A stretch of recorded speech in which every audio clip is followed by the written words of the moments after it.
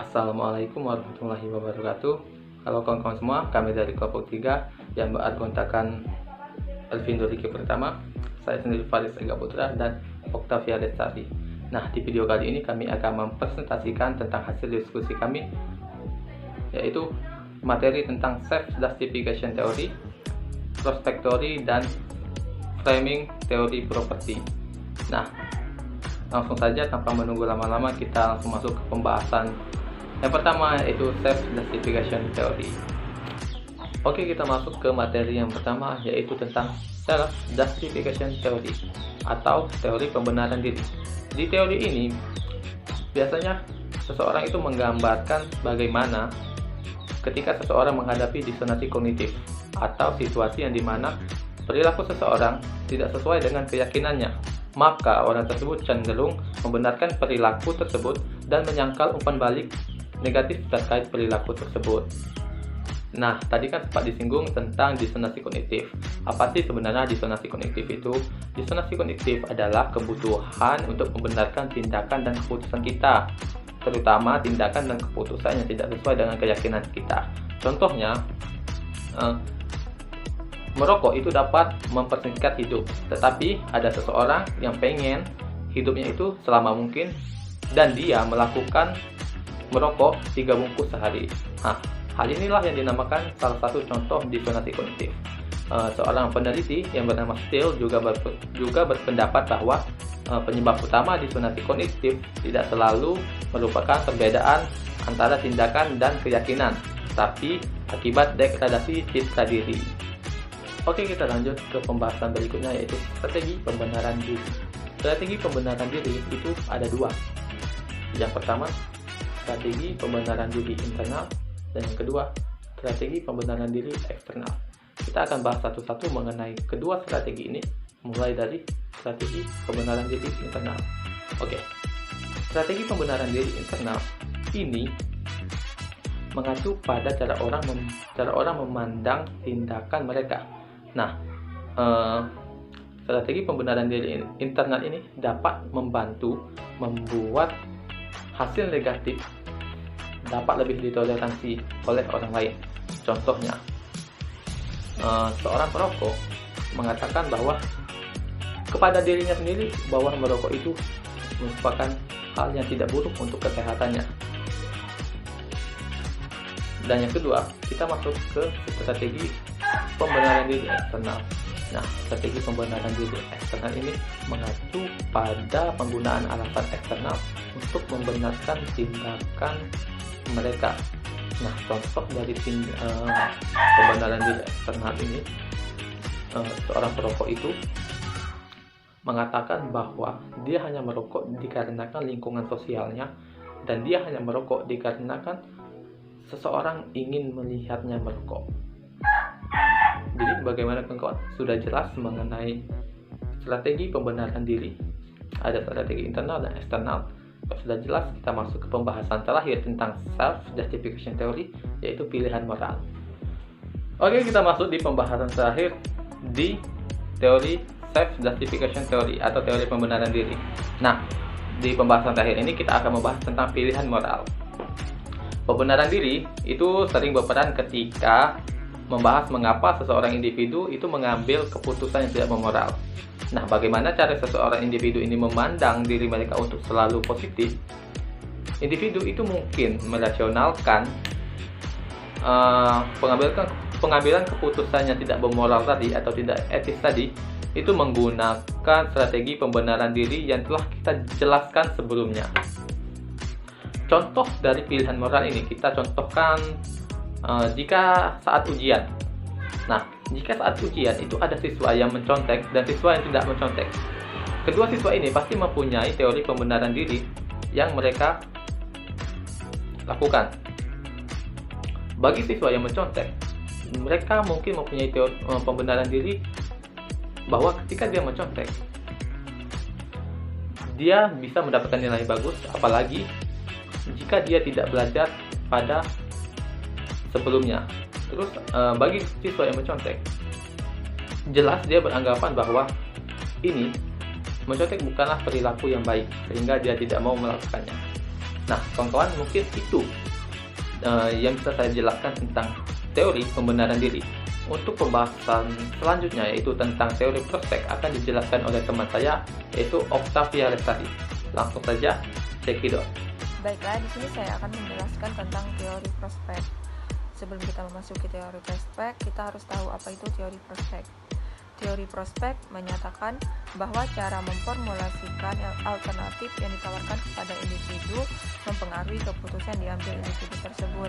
Teori prospek yang dikembangkan oleh Kahneman dan Tversky pada tahun 1979 mengevaluasi keuntungan dan kerugian yang telah diperoleh investor individu sebagai akibat dari negatif outcome atau pendapatan yang diperoleh negatif, bentuk yang asimetris dalam merefleksikan risk aversi atau takut akan kerugian. Efek disposisi dikembangkan dari teori prospek yang menunjukkan bagaimana perilaku investor yang cenderung tidak tepat. Investor akan menjual saham-sahamnya saat dalam posisi menguntungkan dan menahan saat dalam posisi rugi. Teori prospek ini dikemukakan oleh dua ilmuwan yang terkenal dari Amerika Serikat, yaitu Daniel Kahneman dan Amos Tversky di sekitar tahun 80-an. Prinsip-prinsip yang diajukan ini meliputi ada fungsi nilai, bingkai keputusan, perhitungan mental psikologis, probabilitas, dan efek kepastian. Baiklah, di sini saya akan menjelaskan dari prinsip-prinsip tersebut. Pertama itu ada fungsi nilai. Fungsi nilai ini teori prospek mendefinisikan nilai di dalam kerangka kerja bipolar di antara perolehan dan kehilangan. Keduanya bergerak dari titik tengah yang merupakan referensi netral. Fungsi nilai bagi suatu perolehan mendapatkan sesuatu akan berbeda dengan kehilangan sesuatu itu. Baiklah, yang kedua ada framing atau pembingkaian. Prinsip pembingkaian merupakan teori prospek yang memprediksikan bahwa preferensi atau kecenderungan memilih akan tergantung pada bagaimana suatu persoalan dibingkai atau diformulasikan. Kahneman dan Tversky pernah mengatakan, implikasi dari kepribadian dan situasi model mental yang spesifik adalah jika individu dihadapkan pada dua permasalahan yang sama, mungkin akan benar-benar memecahkan masalah yang berbeda. Yang ketiga itu ada perhitungan psikologis. Orang yang membuat keputusan tidak hanya membingkai pilihan-pilihan yang ditawarkan, tetapi juga membingkai hasil serta akibat dari pilihan-pilihan tersebut. Hal ini disebut psychological accounting atau perhitungan mental atau psikologis. Perhitungan psikologis dibedakan menjadi dua macam, yaitu minimal accounting dan eksklusif accounting. Mengapa disebut minimal accounting? Apabila hasil-hasil dari pilihan yang akan ditetapkan dibingkai menurut konsekuensi yang langsung menyertainya. Seperti dicontohkan, seseorang yang akan membeli makanan dan diketahui makanan tersebut seharga Rp10.000 dan ternyata uang yang disediakan untuk membeli makanan tersebut hilang.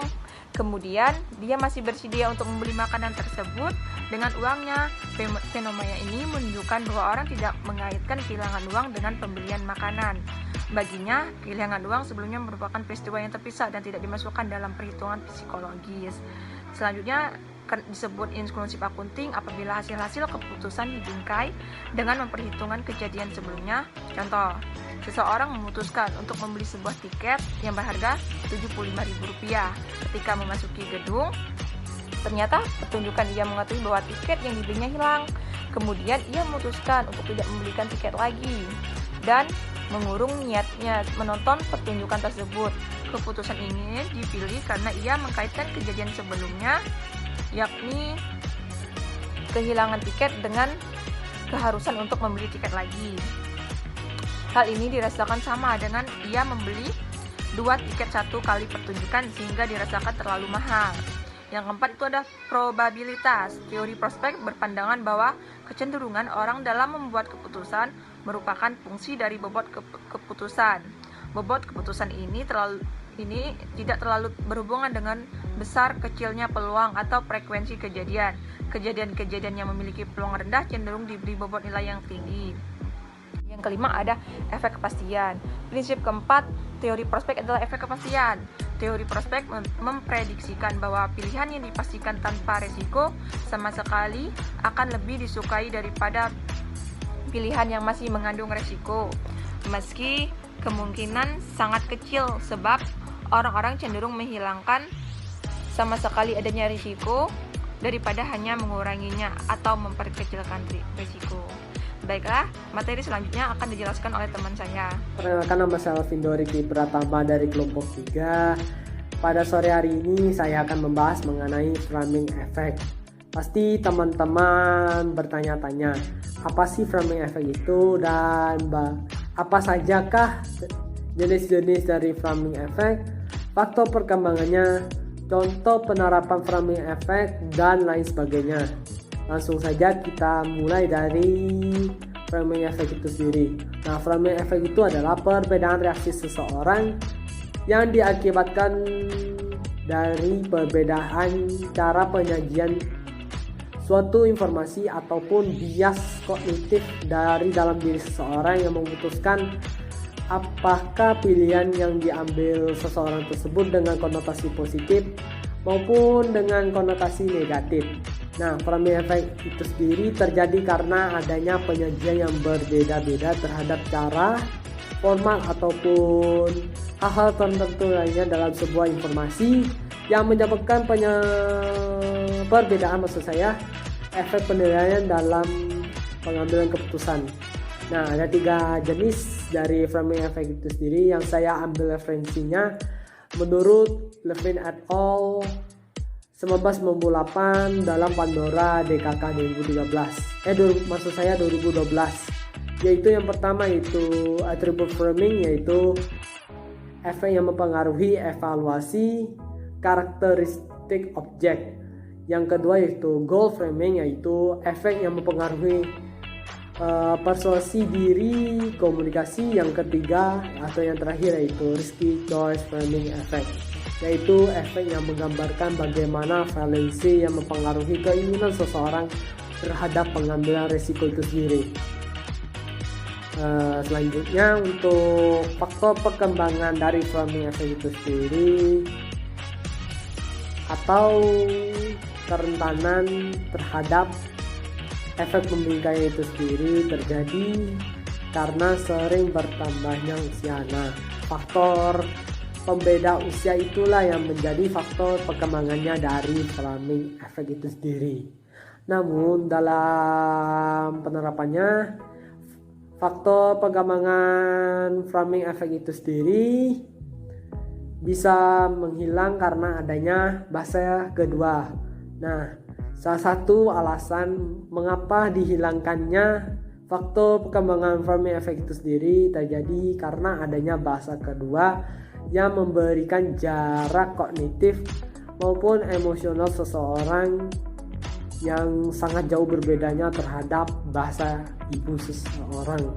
Nah, bahasa asing yang diambil atau yang dikomunikasikan oleh seseorang tersebut tidak bisa berjalan dengan efektif dari bahasa aslinya, sehingga bisa kalau saya katakan bisa melalui musyawarah dalam hal pengambilan keputusan berdasarkan analisis kualitatif maupun kuantitatif. Nah, untuk contoh penerapan dari framing effect itu sendiri, saya ambil contoh dari suatu perusahaan. Ini di dalam manajemen ataupun penerapan akuntansinya, yaitu suatu perusahaan dalam menetapkan diskon pada produknya. Baik, itu saja dari penjelasan saya. Terima kasih banyak teman-teman semuanya atas presentasi kami pada sore hari ini. Mohon maaf apabila ada kesalahan kata maupun ucapan dari kelompok kami kepada Tuhan Yang Maha Esa, saya mohon ampun. Terima kasih banyak.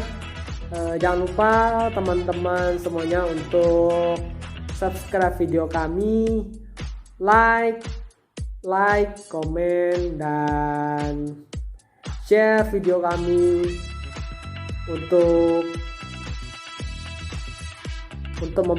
memperluas ilmu kepada halayak umum semuanya. Terima kasih banyak. Sampai jumpa. Dadah.